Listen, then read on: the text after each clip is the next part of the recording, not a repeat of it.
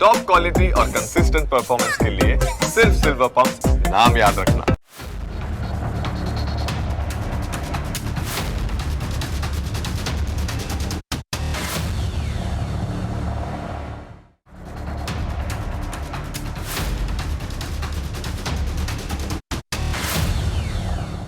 હવે અમારે તમને જે વાત કરવી છે ને એ સાંભળીને તમને લાગશે કે શું ખરેખર ઇતિહાસનું પુનરાવર્તન થવા જઈ રહ્યું છે.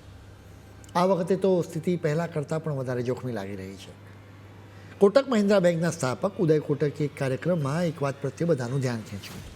તેમણે બહુ ચોખ્ખું કહ્યું કે અમેરિકા હવે એક નવી ઈસ્ટ ઇન્ડિયા કંપની બનવાની લાયમાં છે. વિચાર કરો, જે દેશ આખી દુનિયામાં લોકશાહીના ભાષણો આપતો ફરે છે તેના વિશે ભારતના આટલા મોટા ગજાના માણસો આવી ચોંકાવનારી વાત કહી રહ્યા છે. વળી ઉદય કોટકે ટ્રમ્પના જ ભાષણની વાતને ટાંકી છે. સૌથી પહેલાં તો તમે ઉદય કોટકને સાંભળો. And I'm not getting into politics, I'm just repeating facts from the speech of Donald Trump in the White House. He made 2 points which clearly identified that we are in a very different world. One, he said, whoever wins the war keeps the spoils. And 2, if we get control of the Strait of Hormuz, we, the United States of America, will charge a rent. You are getting back to a world of true colonialism, and it reminds me, especially on this occasion, to how the British took control of India. ઉદય કોટકે કહ્યું કે ટ્રમ્પની વાત સાંભળીને મને યાદ આવે છે કે બ્રિટિશરોએ ભારત પર કેવી રીતે કબજો જમાવ્યો હતો. કોટકે જે ટ્રમ્પના ભાષણની વાત કરી છે ને એનાથી સ્પષ્ટ છે કે ટ્રમ્પનો મૂળ પ્લાન હોર્મુઝમાંથી પસાર થતા જહાજો પાસેથી ખંડણી ઉઘરાવવાનો હતો. ઈસ્ટ ઇન્ડિયા કંપનીએ જ્યારે શરૂઆતમાં ભારતમાં પગ મૂક્યો ત્યારે તો એ માત્ર વેપાર જ કરતી હતી. નફો કમાવો એ જ એનો એકમાત્ર હેતુ હતો. પરંતુ એની પાસે બંદૂક અને બારૂદની તાકાત આવી ગઈ, જે એ સમયની સૌથી આધુનિક ટેકનોલોજી હતી. એણે ભારતના રાજા રજવાડાઓને આ હથિયારો વેચ્યા. રાજાઓ અંદરો અંદર લડતા રહ્યા અને કંપની માલામાલ થતી રહી. જેના પછી એક દિવસ આ વેપારી કંપનીને વિચાર આવ્યો કે આપણે આ રાજાઓના ભરોસે કેમ રહેવું, આપણે જ આખું રાજ્ય કેમ ન ખરીદી લઈએ. એણે પોતાની ખાનગી સેના તૈયાર કરી. આ સેનાએ અનેક રાજાઓ સામે લડાઈ કરી. જોતજોતામાં એક વેપારી કંપની બ્રિટિશ સામ્રાજ્ય બની ગઈ અને આખા ભારત પર એણે કબજો કરી લીધો. આજે ઉદય કોટક એ જ વાત સમજાવવાની કોશિશ કરી રહ્યા છે કે શું ઇતિહાસનું એ જ રીતે પુનરાવર્તન થઈ રહ્યું છે. આજે અમેરિકા પણ ઈસ્ટ ઇન્ડિયા કંપનીના જ રસ્તે જઈ રહ્યો છે. તમને યાદ છે કે 2019માં ટ્રમ્પે ખુલ્લેઆમ કહ્યું હતું કે આપણે ગ્રીનલેન્ડને ખરીદી લેવું જોઈએ. એમનો તર્ક એવો હતો કે આ તો એક મોટો જમીનનો ટુકડો છે અને આપણા માટે બહુ કામનો પણ છે.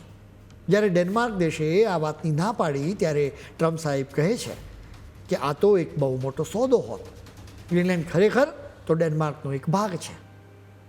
વિચાર કરો, કોઈ રાષ્ટ્રપતિ બીજા દેશના પ્રદેશને ખરીદવાની વાત આટલી સરળતાથી કેવી રીતે કરી શકે? અહીં કોઈ વેપારની વાત નથી, અહીં તો સીધો કબજો કરવાની દાનત દેખાઈ રહી છે. ટ્રમ્પની નજરમાં દુનિયાના દેશો જાણે કોઈ શોપિંગ મોલમાં વસ્તુઓ હોય એમ એ ખરીદ વેચાણની વાતો કરે છે. તેઓ રિયલ એસ્ટેટ કંપની ચલાવે છે, પરંતુ મુશ્કેલી એ છે કે ટ્રમ્પને તેમની હદમાં રહેતા આવડતું નથી. આ એ જ માનસિકતા છે જે વર્ષો પહેલાં ઈસ્ટ ઇન્ડિયા કંપની લઈને આવી હતી. જ્યારે સત્તા અને પૈસાનો નશો ચડે છે ને ત્યારે માણસને બધું જ એક ડીલ દેખાવા લાગે છે. પણ યાદ રાખજો, જે લોકો બીજાના દેશો ખરીદવાની વાત કરે છે એમને માણસોની આઝાદીની કોઈ પડી નથી હોતી. આ આધુનિક યુગમાં ગુલામીની આ નવી રીત છે જેની સામે આપણે આંખ ખુલ્લી રાખીને જોવાની જરૂર છે. હવે વાત કરીએ વેનેઝુએલાની. ટ્રમ્પે ત્યાંની ઓઇલ કંપની પર પ્રતિબંધો લાદી દીધા છે. ક્રૂડ ઓઇલ એટલે કે કાચા તેલનો આખો વેપાર જ ઠપ કરી દીધો છે. ઉપરથી દુનિયાને એવું કહેવામાં આવ્યું છે કે અમારે વેનેઝુએલાના રાષ્ટ્રપતિ નિકોલસ માદુરોને હટાવવા છે, પરંતુ ખરો ખેલ તો કંઈક બીજો જ હતો. આ બધો તમાશો વેનેઝુએલાના ક્રૂડ ઓઇલના વિશાળ ભંડાર પર કબજો કરવા માટેનો હતો. દુનિયાનો સૌથી મોટો ક્રૂડ ઓઇલનો ખજાનો ત્યાં જ છે અને ટ્રમ્પની નજર એ ખજાના પર હતી. અમારો તમને સવાલ છે કે આ બધું જોઈને તમને પેલી ઈસ્ટ ઇન્ડિયા કંપની યાદ નથી આવતી? એ લોકોએ પણ ભારતના વેપાર પર આ જ રીતે કબજો કર્યો હતો. પહેલાં શરતો લાદવી અને પછી વેપાર કરો અને અંતે બધું જ પચાવી પાડ્યું. ટ્રમ્પની આ નીતિ લોકશાહી બચાવવાની નથી, આ તો બીજાના સંસાધનોને લૂંટવાની આધુનિક રીત છે.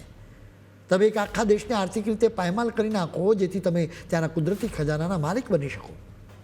આ શુદ્ધ દાદાગીરી છે. ટ્રમ્પ સાહેબને લાગે છે કે દુનિયાના નકશા પર જે કંઈ પણ કિંમતી છે એના પર માત્ર તેમનો જ હક છે. ઈસ્ટ ઇન્ડિયા કંપનીએ જે કામ હથિયારોથી કર્યું હતું, ટ્રમ્પ એ જ કામ આર્થિક પ્રતિબંધો અને ધમકીઓથી કરી રહ્યા છે. આ એક એવો શાસક છે જે વેપારના નામે બીજાની આઝાદીને પગ તળે કચડવા માંગે છે. વાત કરીએ હવે ક્યુબાની. ટ્રમ્પે ક્યુબા પર ફરીથી એવા આકરા પ્રતિબંધો લાદી દીધા છે કે આખો દેશ શ્વાસ લેવા માટે પણ તરફડવા લાગ્યો છે. તેમણે કહ્યું કે ક્યુબા રશિયા અને ચીન સાથે દોસ્તી વધારી રહ્યું હતું. અમેરિકાને પોતાના ઘરની આસપાસ કોઈ બીજાની હાજરી જરાય મંજૂર નથી હોતી. ટ્રમ્પની માનસિકતા જ એવી છે કે આખી દુનિયામાં તેમનો જ હુકમ ચાલવો જોઈએ, એમનો દબદબો રહેવો જોઈએ. જાણે કે બીજા કોઈ દેશને પોતાની મરજી મુજબ જીવવાનો કે દોસ્તી કરવાનો કોઈ હક જ નથી. જો ક્યુબા પોતાની પસંદગીના દેશો સાથે વેપાર કરવા લાગે તો ટ્રમ્પ સાહેબ અકળાઈ જાય છે. મૂળ વાત એ છે કે ટ્રમ્પ ક્યુબા પણ પચાવી પાડવા ઈચ્છે છે. ટ્રમ્પે જે યુદ્ધ શરૂ કર્યું છે ને એની પટકથા તો તેમણે દાયકાઓ પહેલાં જ લખી નાખી હતી. ગયા મહિને તેમણે પોતાનો જ 1987નો એક જૂનો ઇન્ટરવ્યૂ રજૂ કર્યો, જેમાં તેઓ ઈરાનના કાચા તેલના કૂવાઓ પર કબજો કરવાની વકીલાત કરી રહ્યા હતા. એ સમયે તેઓ 41 વર્ષના હતા. ત્યારે પત્રકાર બાર્બરા વોલ્ટર્સ સામે બેસીને તેમણે એક ઝેર રોક્યું હતું. એ આજે હકીકત બની રહ્યું છે. એ સમયે પણ ઈરાન હોર્મુઝની સામુદ્રધુનીમાં ઓઇલના ટેન્કરો પર હુમલા કરતું હતું. ટ્રમ્પનો તર્ક બિલકુલ વિચિત્ર હતો. તેઓ કહેતા હતા કે આપણે આટલા નબળા કેમ છીએ? આપણે કેમ ઈરાનમાં ઘૂસીને સમુદ્ર કિનારે આવેલા એમના તેલના ભંડારો કબજો કરી લેતા નથી? જ્યારે એમને પૂછવામાં આવ્યું કે આમાં તો યુદ્ધ ફાટી નીકળશે, મરીન સૈનિકોના જીવ જોખમમાં મુકાશે, ત્યારે ટ્રમ્પનો જવાબ સાંભળવા જેવો હતો. તેઓ કહેતા હતા કે બસ અંદર ઘૂસી જાઓ, કાચું તેલ છીનવી લો અને ઈરાનનું એનું યુદ્ધ જાતે જ લડવા દો. ટ્રમ્પની નજરમાં દુનિયાનો કોઈ કાયદો નથી, કોઈ મર્યાદા પણ નથી. તેઓ માને છે કે નબળાઈ જ મુસીબતનું કારણ છે. તેમની માનસિકતા જ એવી છે કે લૂંટી લો અને પચાવી પાડો. ટ્રમ્પ સાહેબ કહે છે કે ઈરાનને કારણે અમેરિકાએ ઘણું ગુમાવ્યું છે, એટલે હવે વસૂલાત કરવાનો સમય છે. આ વસૂલાત નથી, આ તો આંતરરાષ્ટ્રીય સ્તરે ચાલતી સરેઆમ દાદાગીરી છે.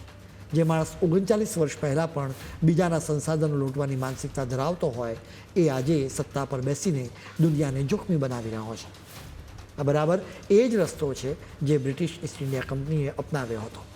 પહેલાં વેપાર કરો, પછી ટેકનોલોજીની તાકાત બતાવો, અને આજે અમેરિકા ડ્રોન, સાયબર હુમલા, ડોલર અને સ્વિફ્ટ પેમેન્ટના રૂપમાં તાકાત બતાવી રહ્યો છે. અમેરિકા નાના દેશોને નબળા પાડીને એમના કુદરતી સંસાધનો છીનવી રહ્યું છે. આખરે ખંડણી વસૂલવાનો આખો પ્લાન બનાવે છે.